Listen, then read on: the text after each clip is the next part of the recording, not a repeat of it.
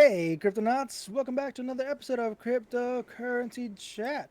All right, let's head on over to the quote of the day first and foremost, and this one's written by or said by Dan Held. Headlines in 5 years: quote, Bitcoin crashes from $250,000 to $100,000. Crypto finally dead? Question mark. Happens every time. Ain't that the truth? Yeah. All right, let's move on over to the a job of the day, which is the senior DeFi engineering. Once again, if you're interested, you can check out the careers panel in our Discord. This one's from Zilliqa. We are looking for an experienced DeFi hacker to be part of the DeFi engineering team at Zilliqa. This is a vital role to drive and position Zilliqa as a hub for DeFi activities. As senior DeFi engineer, you will be be part of the DeFi engineering team under SVP Platform Engineering. Design and engineer and innovate DeFi dApps for the Zilliqa ecosystem. Design good tokenomics for DeFi dApps. Support DeFi initiatives from the Zilliqa ecosystem. Promote DeFi with the Zilliqa ecosystem. All right, requirements. You have to be passionate about the cryptocurrency and blockchain field with a strong interest in CeFi and DeFi. You love to constantly learn and keep abreast of trends of development in the industry. Legion and DeFi hackers is a plus. Computer science background, of course, 2 years, 2+ years experience in full stack development and smart contracts development. Once again, if you're interested in this job, you guys can check it out in our Discord. All right, head on over to our bills. We got to pay our bills, and we're going to show you guys our Tree. We do have this provided in the link description below. If you guys want to help promote us, or just kick back a little, some sats. We do accept crypto, Bitcoin, Ethereum, BNB, Raven, BAT, Litecoin, and a bunch of other tokens. Once again, if you guys want to check us out, we are in Discord, YouTube, Twitter, Twitch, and Odyssey. There's a bunch of links in the description below. All right, we do have our merch. You guys check out our merch shirt here. Thank you, Jake, for putting this together. We do have a black Diamonds Hand T-shirt and a white Stack Sats and Hodl T-shirt, as well as a white Diamond Hands T-shirt. These are awesome T-shirts. If you guys are interested, you guys can check these out in the description below. All right, now let's head on over to the news.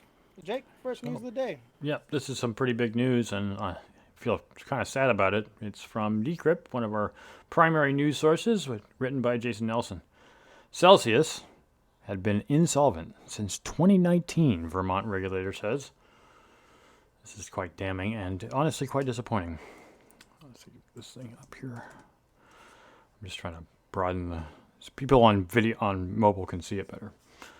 Vermont state officials have asked for broader powers to investigate Celsius, alleging that the troubled cryptocurrency exchange artificially inflated the price of its CEL or CEL token at the expense of retail investors going back over 3 years. Quote, by increasing its net position in CEL by hundreds of millions of dollars, Celsius increased and propped up the market of CEL, thereby artificially inflating the company's CEL holdings on its balance sheets and financial statements.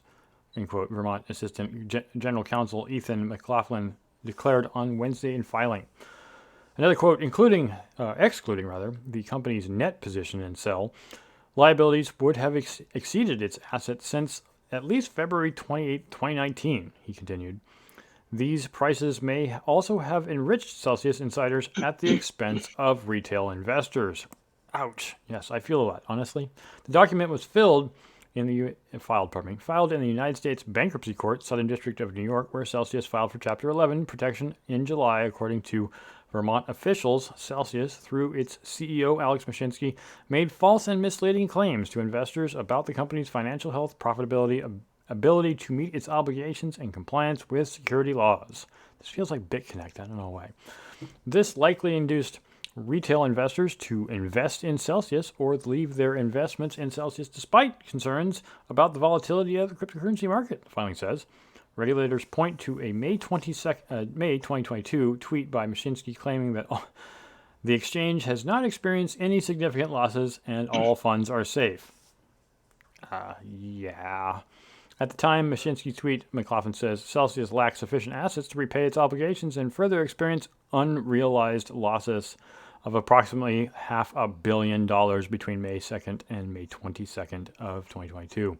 Regulators say Celsius CFO Chris Ferrano admitted the company's insolvency started with the financial losses in 2020, and they contend the financial troubles went back further. According to the filing, Celsius allegedly admitted the company had never earned enough revenue to support the yield being paid to investors, effectively qualifying it as a Ponzi scheme. Yeah. This shows a high. Yeah, this shows a high. Go ahead, please commentate if you want to kick them in the teeth while they're on the ground. It's disappointing, but I think Mike might have called it. Unfortunately, John and I didn't see the writing on the wall. This shows a high level of financial mismanagement and also suggests that at least some points in time yield to existing investors were probably being paid with the assets of new investors, which is what a Ponzi scheme does.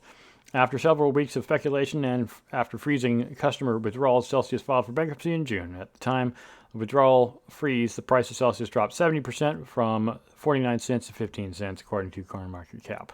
According to the court documents, over 40 state regulators, including Vermont, have opened investigations into Celsius, including claims of operation in violation of state securities laws. According to the quote here, Vermont and other state regulators are especially concerned about the losses suffered by retail investors. For example, middle-class, unaccredited investors who may have invested entire college funds or retirement accounts with Celsius, the filing said. The appointment of an examiner is critical to ensure the interests of these investors are protected. Yeah, I think this is what Warren Buffett, not Warren Buffett, but Elizabeth Warren was talking about in her railings during the last 2 years. This is a tough one, man. It's tough to hear. Especially, you guys know me. I put a lot into Celsius, so and I promoted Celsius a lot over the years. Yeah, and I pretty much same been here. one of the first ones early on. I think they've been around since 2017. Probably. Right? I think they've been around that long. Yeah. And I was one of the first ones that got into it in the early days when they were just only asking for you had to get like a what's it called? You got to pre-sign up because they weren't accepting all these accounts at once.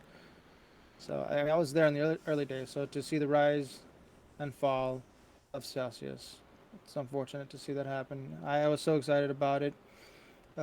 I even wanted to work for them. That's how much passion I had. It didn't feel too good to be true. It felt like it was reasonably possible. Although I have to admit that in the early days, particularly when it came to, because I did put some money in on SNX synthetics, I was like, how are they getting 14% return? But the fact of the matter is, you can get 14% return on synthetics through Atomic Wallet. So, I mean, it's not really that unreasonable that it would be possible. And it's mainly because synthetics is about futures. So. Yeah, it sucks. And Mike told me many times in the past, man, make sure I get my crypto out of there because they're gonna go bankrupt. And I said, nah, it's good, man. I'm not worried. And guess what? He was right. Thank you, Prophet Mike. Yep, gotta give credit. Yep. I don't want the credit. Yeah, well, you don't want the credit for predicting. Story. Yeah, predicting an evil future. I guess I'll take the next one because Mike, you want to take the Ethereum one, right? Right. Yep. Okay, perfect. So I'll take the second one. This one's written by Kate Irwin, once again from Decrypt.co. NFT game consultant says poor people could be NPCs. Bum, bum, bum. Players in developing countries could work as NPCs in wealthier players' worlds, according to one game consultant. With cheap labor of a developing country, you could use people in the Philippines as NPCs, non-playable characters, real-life NPCs in your game, says Mikhail Rosar, who is a chartered accountant and member of Wolves DAO. Kosar told the rest of the world that the players in developing countries could just populate the world, maybe do a random job or just walk back and forth, fishing, telling stories, and shopkeeper. Anything is really possible. According to Wolves DAO's members application form, its mission is to equip the blockchain gaming sector with key insight, education, and tools to build games and communities of tomorrow. The future community apparently could be a dystopian one. Some find the idea of making real-life people across the globe role-play in automatic life NPCs dehumanizing. Yeah. You think? Mm-hmm. Quote, people are coming up with fresh ideas for how citizens of the third world can be put to productive use by wealthy Westerners, end quote. Longtime video game journalist Andy Schulk. It's an odious idea, perfectly in character for the NFT field, and literally the dictionary definition of exploitation. It also raises questions surrounding the ethics of Web3 gaming more generally, where scholars in developing countries already play with NFTs they can't afford to own in play to earn blockchain games, while NFT owners reap a percentage of the profits. The potential for sentience, the ethics of exploiting NPCs as disposable beings has been a staple of science fiction. Recently explored in HBO's Westworld of last year's Ryan Reynolds led Hollywood action comedy Free Guy. But role playing as an NPC isn't necessarily dystopian in every context. Gamers in role-play servers for Grand Theft Auto 5, like NoPixel for example, already volunteered to act as characters who work in various positions in the virtual world. Whether it's as mechanic, a stripper, or a bartender, they're effectively role-playing as NPCs for free. Some RP servers are highly curated with waitlist of hopeful wanting to get in. When it comes to paid metaverse employment, there's also a whole world of virtual jobs in the game like Roblox, which doesn't use any cryptocurrency. But some argue that Roblox underage creators are being exploited and don't take home the wages they deserve. Yep. As metaverse worlds come to market, so too may a whole new realm of employment. But some jobs are sure to raise more eyebrows than others. Kosar has not yet responded to Decrypt's request for comment. This Yeah. this is kind of like, ooh, cringe. Did he just say that out loud? Yes, he did. Yeah, that is a reality going on, man. That's I'm not all into the metaverse. I've tinkered with it. Obviously, last weekend we were in Braveland for the Ravencoin community, which they do once a month. If you guys are interested, they do once a month. The Braveland, I think it's like Braveland.io, I think. And that's as far as I get into the metaverse, and we're only there for an hour or two at the most. Well, but as far as this NPC thing, it's not. I'm going to make a real life comparison.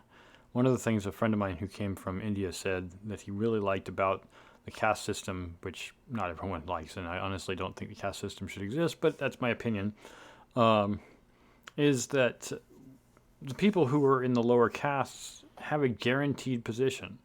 You know, even despite the fact that the society is breaking away from the caste system, but for the longest time, those who are set to this caste were guaranteed a job. So, in the sense of people in poor countries becoming NPCs, it does guarantee them a job in a sense. It says, well, you know, it may not be a CEO of a company, but at least you get some work. And it's not like people are being forced to work. Yet, at least the example my friend came when he came from India said that the neat thing was that the people in the lower caste were guaranteed, you know, people who did uh, maintenance kind of jobs. And in particular, the one thing he liked about it was that he had a house cleaner and a cook for his house, even though he wasn't a wealthy person, because of that cast of people who lived in his house and just did those jobs for him. And he said when he came to the United States, he was really bothered by it because he's like, well, we don't have that here. And you have to hire somebody like that. And I was like, yeah, but I mean, you technically hired that person who lives in the front of your house. He's like, no, I don't. What they do is they get free room and board by living in my house, but they don't get paid. But they still clean and cook for me and clean the house. I was like, that does sound like slavery, doesn't it? So there might be an advantage, but only if you don't care about slavery not being a bad thing. All right, next news. Yep. So this next article is by John Rudin, and it's how Ethereum miners plan to pivot after the merge. Crypto miners look for alternative strategies as Ethereum shifts away from proof of work. Hive, a publicly traded company, plans to explore other blockchains to continue its mining operations. Hut 8 Mining, another major miner, will meanwhile pursue ventures outside of crypto. Proof of work uses high-powered computers to solve complex algorithms requiring great amounts of energy. On the other hand, proof of stake validates transactions through a network of users who have a large amount of blockchain native tokens staked. Computer hardware manufacturing company Hive Blockchain says it has analyzed alternative tokens that are mineable with GPUs. Hive aims to use its 6.5 terahash of Ethereum mining capacity in the event of Ethereum's transaction proof of stake across various other GPU mineable coins. Hive's processing power produces significant results for the company. During August alone, Hive blockchain GPUs yielded a total production of 3,010 ETH. This equates to 97 ETH or more per day. It's about $150,000. Mm-hmm. So that is a lot. It is a That lot. is a lot. It is a lot of money. Yeah. Yes. What are you guys' thoughts on mining for GPUs after the merge? Oh, I'm excited about it. One thing I'm pretty sure is that a lot of these people are going to sell off their coin. In fact, my broker is saying that the price is going to drop by about 60%. He thinks after the merge, which is coming up very shortly. I know they For just GPUs? yeah, for GPUs, he's thinking that the price is going to drop even more. Like Wow. he was thinking that the current price of like a 6600 up to a 6900 AMD card is going to drop. You know, let's say a 6600 is like $300. I think he's going to drop down to 100, and he's thinking that 6900s are currently on for $700 going to drop down to 300 or 250 or something. And I was like, well, that's good for me because I'm looking to buy more. Um, Yep. and Yep. I I'm think, not sure. I agree. I think GPUs. I just read an article today that Nvidia is like trying to manipulate the prices, keep them as high as they can that's by Nvidia. limiting Of supply that course. they're releasing. That's Nvidia though. So Yeah, I but if don't. Nvidia is That's doing what I'm it, saying. AMD is probably doing it I too. doubt it. Nvidia hasn't. I mean, remember Nvidia did the LHR, whereas AMD is like, we don't care if you mine with our cards. That's true. So I don't think AMD. AMD to me is just like, oh, you're going to limit cards. Well, we'll take the rest of the market from you. Thank you very much. Because I mean, I don't know if you guys know the history of AMD or not, but AMD was underneath Intel for decades. Now that AMD's on top, they're just like, yeah, we'll take the whole market. That's what Intel did to us. So I don't think AMD has any qualms about owning as much of the market as possible. And even though people seem to like NVIDIA better, I'm not one of those people. It's mainly because Ethereum was more headed toward NVIDIA cards. AMD cards do all kinds of coins, mostly altcoin stuff other than Ethereum. It's just, it just processes the coins differently. But yeah, I'm totally cool with this, what's happening. It does seem counterintuitive because people are like, oh, you can lose money. I'm like, nope, not at all. And I'm not going to reveal my hand as to why, but there are plenty of other options if you know where to look. Hmm. Yeah, So, I just want to see what's gonna happen. I just want to be a part of this and just see where things go.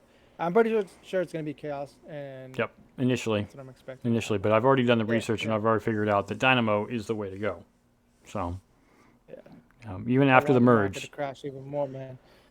I'm actually kind of hoping more people jump onto Dynamo after the merge because that means that we'll have more proof that it's a valid thing and more people will be trading it. Because right now, You guys just need to promote it more, man. There needs to be some more community discussion on it and well, more marketing from the it's community. it's a 6 to 1, half a dozen of the other. The reason I haven't been promoting is because I get as much coins as I want.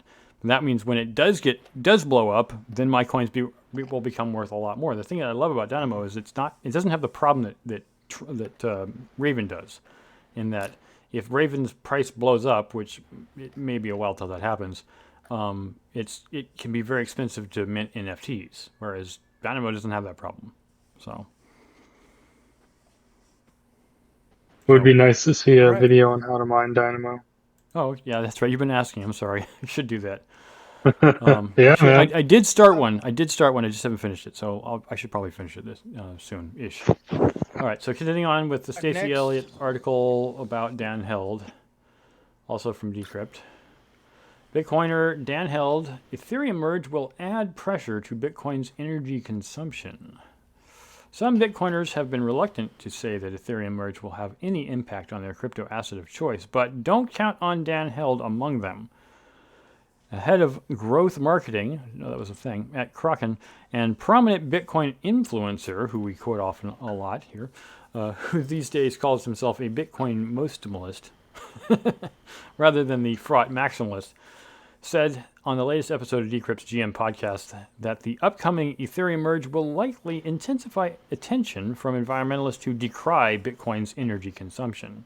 Quote, I do think it will add pressure to Bitcoin's energy consumption because they'll point to Ethereum and say, hey, this blockchain, I'm taking from a layperson perspective here, this blockchain isn't using very much energy at all, and you're using a lot.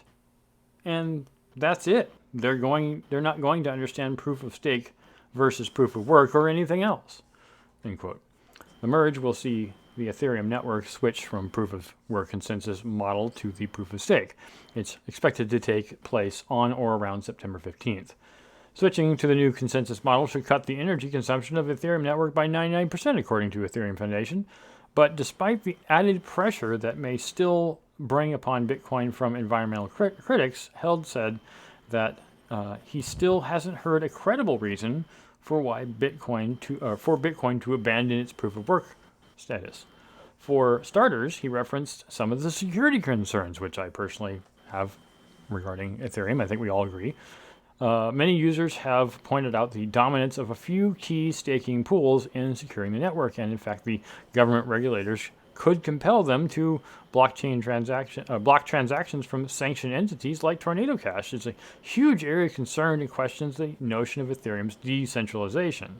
Quote, if there's a catastrophic failure in the Ethereum protocol due to these trade-offs, well, yeah, sure, you cut your energy consumption by 9%, but the protocol failed, end quote, Dan Held said. And then, quote again, I'm not saying that it will, I'm saying that it opens up Ethereum to some technical attack vectors that Bitcoin community does not want to take on, and that's why they're sticking to proof of work, end quote. So, I think that's all I'm going to say on that for right now. Yep. Come on, man. Everybody knows proof of work is better than proof of stake. Well, it's a security factor. It's practical for that reason, and I know there's plenty of other reasons I have for wanting Bitcoin to remain that way. Just to elaborate on that real quick. You're saying security factors. Just give me a little. All right. If we haven't said it once, we'll say it a million times. But it is practical to elucidate this ideal. With the proof of stake, I'm going to start from there. Proof of stake. It means that anyone with any amount of money can just come right in without much doing at all, buy up a ton of Ethereum, and then just decide to, obviously if they do it wrong, they can lose their stake, but they could, let's say, buy up with a lot of money, because what's the total market value of Ethereum right now? What, $200 billion? That's probably most of Elon Musk's money if he were deciding to put all of his money into it. But let's say it's not just Elon Musk on himself. Let's say a conglomerate like SoftBank said, well, we're just going to buy all of the Ethereum, or at least 50% of it. Then now they have control of it. And now it's not decentralized anymore because it's just SoftBank that owns it. With proof of work, you have to buy the hardware, and anybody can just buy the hardware and do whatever they will to demonstrate this. One person can have one machine running on Bitcoin and be another say in the Bitcoin network.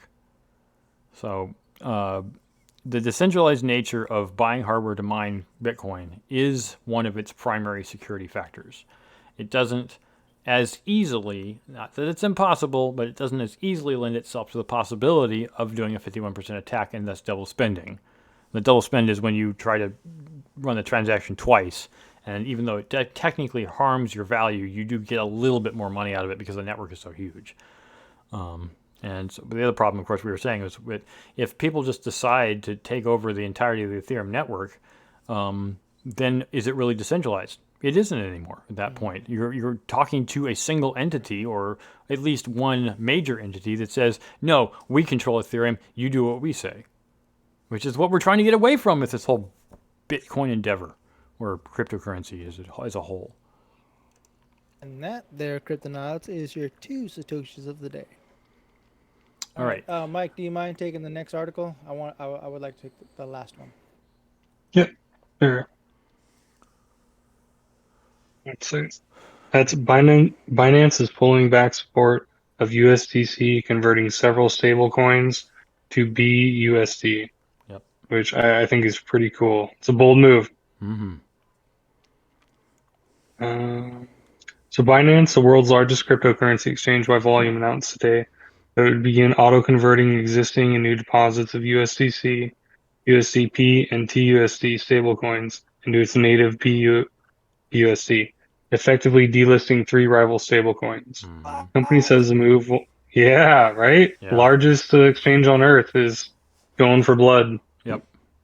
The company says the move will enhance liquidity and capital efficiency for users. It definitely will. If they control what is and is not a dollar, then they can control the efficiency of their platform, Yes, they can. right? Yep. Among stablecoins, USDC is the second largest by market cap at $51 billion, according to CoinMarketCap. Binance BUSD stablecoin is a distant third, with a market cap of 19 billion, less than half that of USDC.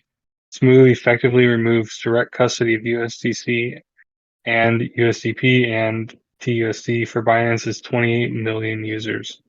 This will not affect users' choice of withdrawal. Users will continue to be able to withdraw funds in USDC, USDP, and USDT at a ratio of 1 to 1 to their BUSD denominated account balance. Binance said at the support post announcing the change, adding that the change is set to take place on the 29th of September. So that's pretty cool that they're not doing it way out. They're doing it in Yeah. the next few weeks. Yep. Stepping up at the Yeah, end of the month.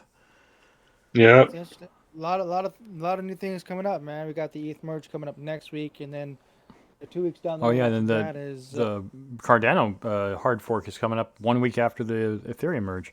yeah, dude. There's so much going on in the crypto space right Yeah. now. It's really really This feels busy. like one of the most exciting times over the past like 4 years. Mm-hmm. Where like It's there's a like how lot of real changes that are actually happening, and we're gonna get to yeah, see how that unfolds. Like forget exactly, theoretical, we get exactly. to see what Yeah, is. Yep. yeah, exactly, exactly. That's what I'm just so happy to be a part of this. I want to see how it unravels. This is the time right now, man. If you're not stacking sats or whatever crypto you're stacking, do it now, man, because Yeah. it's about to happen. Yeah, this is we're already in it and we're seeing it happen. And anybody who's not in it, well, per Dan Held's quote, when it dropped, his future prediction of dropping from $250,000 down to $100,000, I wouldn't be surprised. It's entirely within the realm, although it might be a few years off. But by that point, all of us will be millionaires, and we'll be thinking about, well, I try to tell you Yeah, guys. but I then being a try to tell you. millionaire won't be enough to retire. Right. yeah. Yeah. Exactly. Oh, Exactly. Yeah. I hate to say it, but that might be true. Yeah. All right. Last news of the day. This one's coming in from BitcoinMagazine.com. Written by. It's an opinion piece, editorial by Hua, Huao. I don't know how to say that. Huao, founder of Boletim Bitcoin, a Brazilian portal focused 100% on Bitcoin. Okay. Meet Bitcoin Beach Brazil. I need to move my microphone up a bit. Meet Bitcoin Beach Brazil, a social project inspired by El Salvador, which is increasing the adoption of BTC as a form of payment and savings for local businesses and schools in the interior of Brazil. The El Zonte region, located about 1 hour from the capital San Salvador, was where the Bitcoin Beach social project started. Motivated by an anonymous donation to the local community, from there the region became one of the hot spots of spontaneous adoptions in El Salvador, with the assets being adopted by local merchants. Inspired by the adoption of El Salvador, Fernando Motolesi created the Bitcoin Beach Brazil project, as reported in an interview with the Brazilian portal Boletim BTC. The idea emerged on September 7th, the date of which the Bitcoin law came into force in El Salvador. Quote, the project came about on September 7, 2021. I saw what was happening in El Zonte that has given rise to El Salvador adopting it Bitcoin as its official currency. Then I started to replicate here in Quaraquara. In the beginning, we helped merchants accept Bitcoin as a form of payment until we evolved into an educational approach to help them learn to save money and use Bitcoin as a tool for financial inclusion. One of our big initiatives was to share our Lightning implementation on GitHub.com. You can see all the code that we use, like what we did here to use the Lightning, and also to have sovereign Bitcoin implementations to serve our community. Motolesi highlighted that he plans to help more communities around the world integrate a Bitcoin standard through a book he is writing.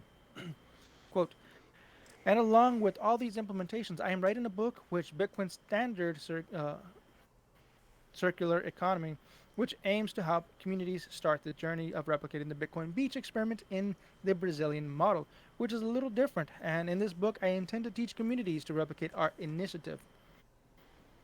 Bitcoin in schools.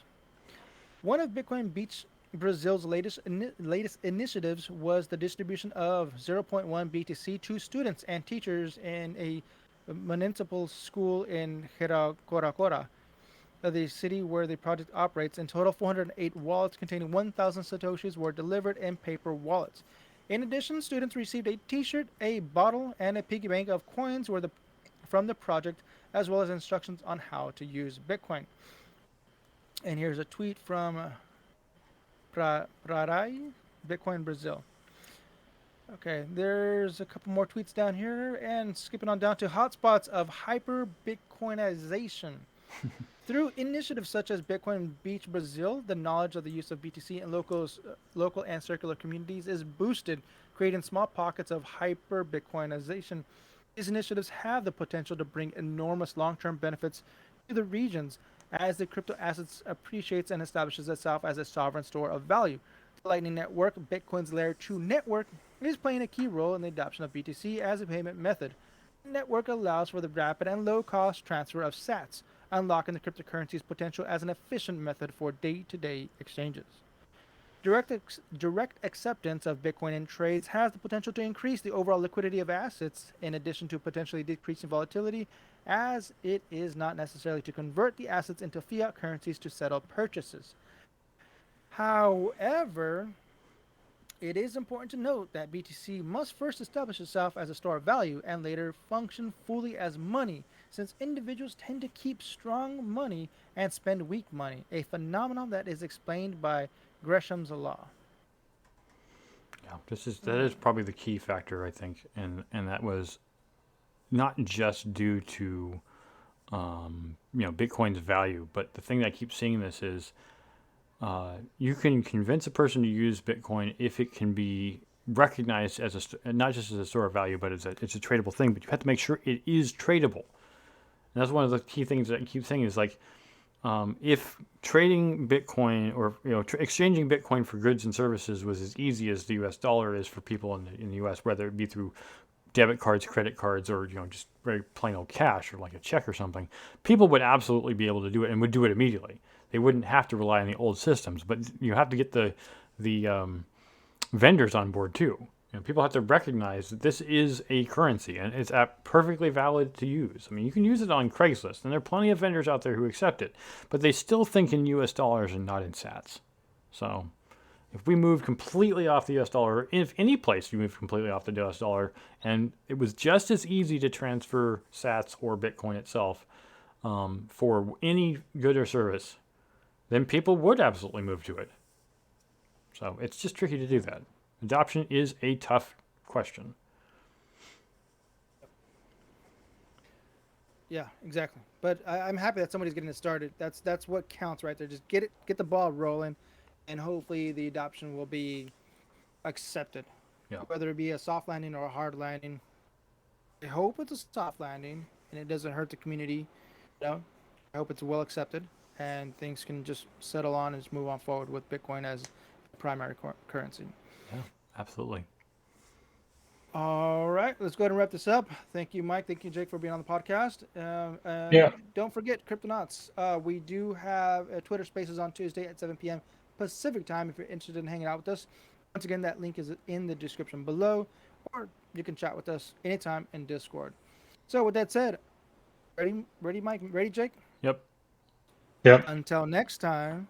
Stack sats. Sats and hodl. And hodl. Adios. Adios.